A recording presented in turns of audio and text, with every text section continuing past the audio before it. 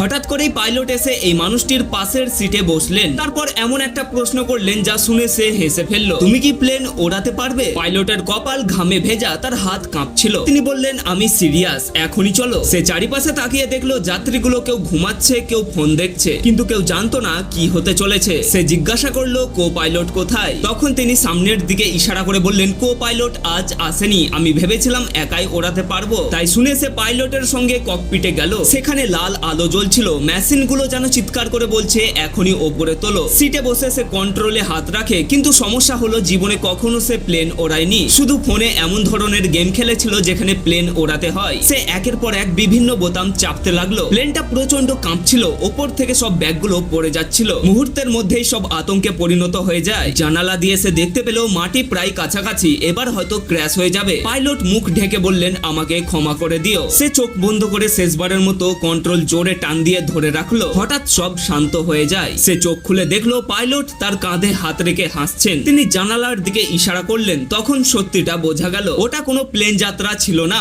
পুরোটাই ছিল একটা বিশাল বড় স্ক্রিন। এটা ছিল একটা ফ্লাইট সিমুলেটর পরীক্ষা। আসলে কোম্পানি তাকে কো পাইলটে নেওয়ার আগে তার চাপের মধ্যে সিদ্ধান্ত নেওয়ার ক্ষমতা দেখছিল। আর এই পরীক্ষায় সে এতটাই ভালো করেছিল যে শেষ পর্যন্ত চাকরিটা পেয়ে গেল। প্রথমে আমিও তোমাদের মতোই ভেবেছিলাম